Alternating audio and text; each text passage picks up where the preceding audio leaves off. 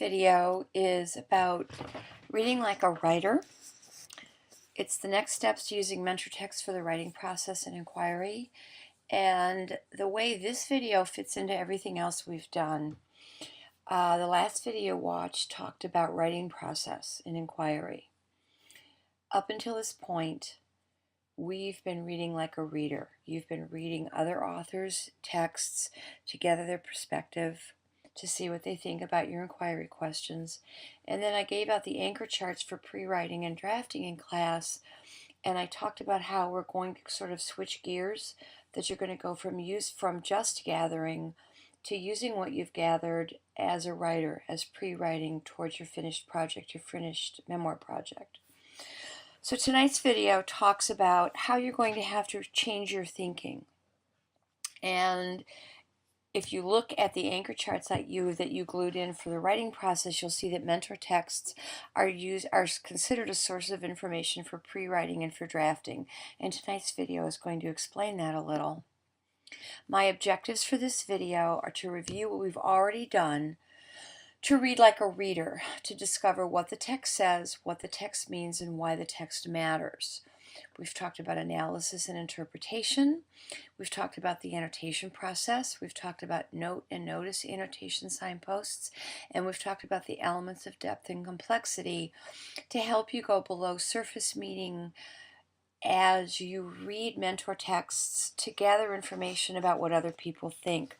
The other purpose of today's video is to introduce a second way of reading, to kind of shift gears, or a way of rereading the same mentor text in a different way to support the writing process.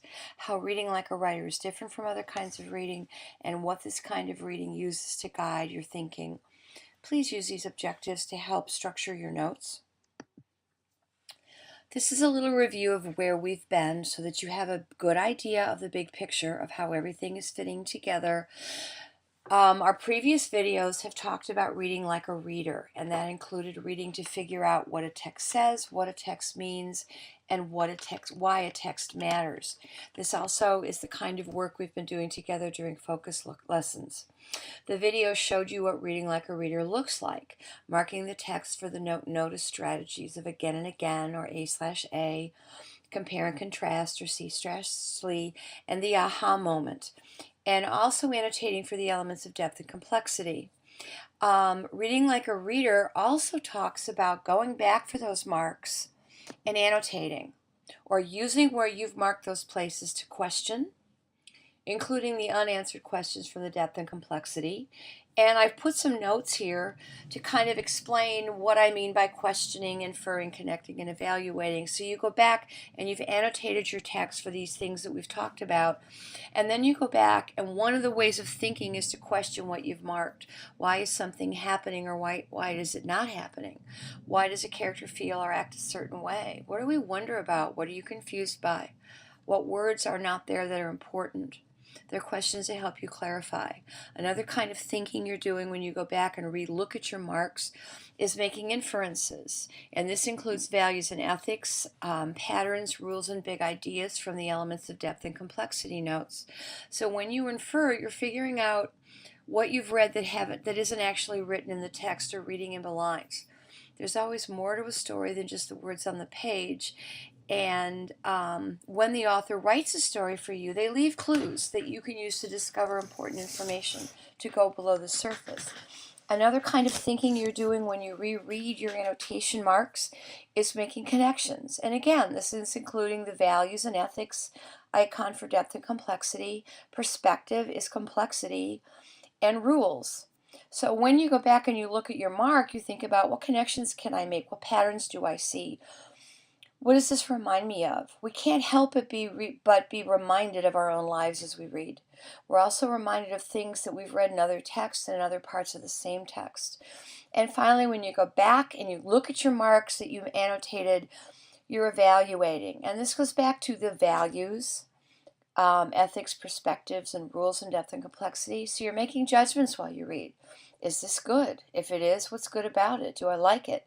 Why? Should I keep reading? Should I put this down and get something else?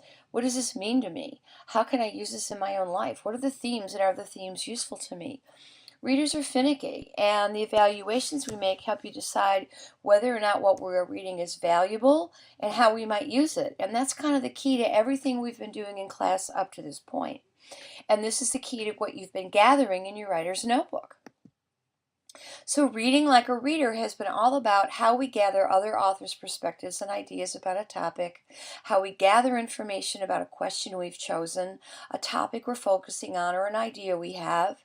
And reading like a reader helps us think about other authors' ideas, messages, themes, and questions.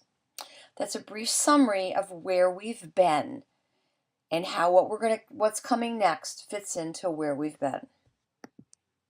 There's another way to read, and that's to read like a writer. And if you think about this, this makes sense because we're going to shift our focus in our inquiry. We're shifting from gathering what we've read from other people to actually using that as a writer. So this whole shift really does make sense if you think about inquiry. When we read like a writer, instead of looking at what the writer is saying, we focus on how the writer actually says it. Think about that a minute. Reading like a reader is what? Reading like a writer is how. Because we are going to be writers ourselves, reading like a writer means that we begin to pay attention to the techniques other writers use and how those techniques contribute to their writing, how they make their own writing good.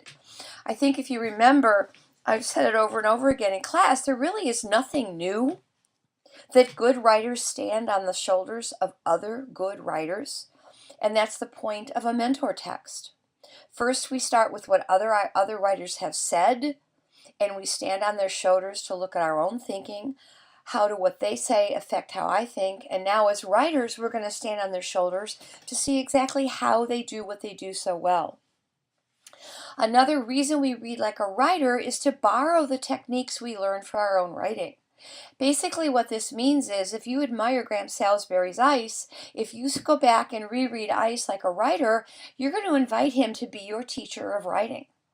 If you like James Howe's piece, Everything Will Be Okay, and you go back and reread it like a writer, you're basically inviting him to come and sit down next to you and teach you how to write. The whole thing is pretty cool. Reading like a writer uses the 6 traits of good writing to guide the annotation. Ideas, organization, voice, word choice, sentence fluency, and conventions. And this little graphic, this is kind of a real basic little graphic that looks at how idea development is the foundation of good writing. The house itself, the structure itself, is the organization. Sentence fluency makes it easy to be with. Word choice is the sunshine, and voice is the person who constructed the house. You have a handout in your folders that describes what each of these traits looks like. And we're going to be going back and referring to that handout when we go back and reread to annotate when we read like a writer. Here is this is a very brief sort of an overview, and I want you to compare annotations reading like a reader, annotations reading like a writer. It's kind of a very simplistic little story. This is just the very beginning piece of it. It's called Eddie Takes Off. Eddie had always been able to fly, but it wasn't until his 5th birthday party that he realized it would turn out to be a bit of a social problem. Until that embarrassing day on the Johnsons' lawn, Eddie's parents had treated his airborne peculiarity as something of just a childish whim. "The boy's got to stretch out, learn what he can do," said his father. "I just worry he'll hurt himself, bump into the ceiling or get his eye poked out by a bird." "I don't know," said his mother. For the young Eddie, flying was just another discovery about his developing body, like learning he could reach out his arm and ring the bell on his cradle railing, or finding that he loved the taste of peas. The first time his parents came into the nursery and found Eddie hovering a foot or 2 off the floor, it came as a bit of a shock. But after all, parents are forever discovering special little things about their children. Eddie's mother thought that perhaps they should take their son to see a specialist, but the father vetoed that idea. "It's not like there's anything wrong with him, and I don't want to give him a complex about it." All right, look at reading like a reader. I didn't share the annotation, the marks with you, but what I am sharing with you are the annotations or the notes that the reader made after they marked it up. Questions they had: is this a fantasy story where people have special powers? Or is the author's using the idea of flying as a symbol to stand for something else? Good question. If he can really fly, why aren't his parents a little more freaked out about it? Good questions. Good unanswered questions. Predictions. I think Eddie's flying is going to get him in trouble. In the very first sentence, the author refers to Eddie's flying as a bit of a social problem. There's a special detail there, guys. Depth and complexity. And to me, that means that things can only get worse. Inferences that they've drawn: Eddie's parents are strange. That's an again and again. The author mentions again and again how his parents respond to his flying. And when they put all those again and agains together, they infer that the parents were a bit odd, and they don't sound like real people, but more like the characters on a bad TV show. And that's why the person that read this thinks the author's trying to tell us that they either are not very smart, not very sensitive, or the flying is a symbol of something else. Connections reminds me of Harry. This particular person, it reminded him of Harry Potter. But it also makes me think of kids that have different from other people, and maybe that's the symbol of the flying, our differences. How did the reader feel? Well, he felt kind of sorry for Eddie because his parents are so flaky. And his evaluation, I think the opening's pretty good. I'm curious about Eddie and his flying. I want to find out if he really can fly. This is what we've been doing together in class. What does it say? What does it mean? Why does it matter? Now look at different annotations from Reading Like a Writer. They looked at ideas. Ideas talk about a central idea. A flying baby boy in the context of what appears to be a realistic setting. Curious and compelling. How is it organized? Well, the opening line is great. It's a great hook. Remember, organization talks about a hook, a conclusion, which we haven't seen yet, and how the ideas are connected within the story in the paragraphs. They talk about the voice. What's the author's attitude towards his subject? Well, the author's voice is lighthearted and playful, just as one might imagine a flying baby is. Word choice looks at the kinds of words the author chooses to communicate, and the word choice is really good in this. Airborne peculiarity, that's very unusual, but it's also memorable.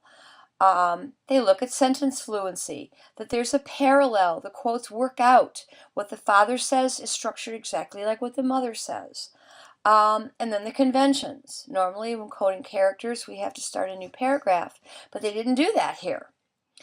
I'm not going to spend a lot of time with this.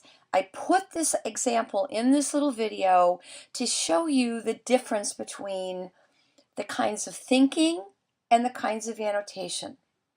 Reading Like a Reader uses again and again, compare and contrast, and the elements of depth and complexity. Reading Like a Writer uses the elements of 6 traits.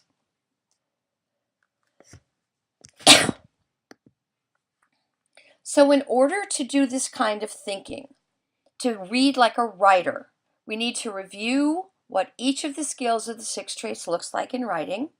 And you have that handout in your folder that's going to help you with that.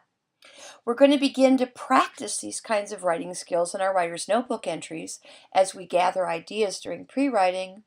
And we're going to need to reread and annotate our mentor texts differently. We're going to go back and we're going to look at them this time as writers rather than as readers. Remember WSQ. Be an active watcher. Pause. Rewind this. Review this for understanding. Take good notes in your IAN. Use the video objectives to guide the organization of your notes. Do not just copy the information slide by slide. You're not really thinking about the information if that's how you do it. All you're doing is copying. And you know as well as I do that you can copy and never remember or understand a single thing. Write an effective summary.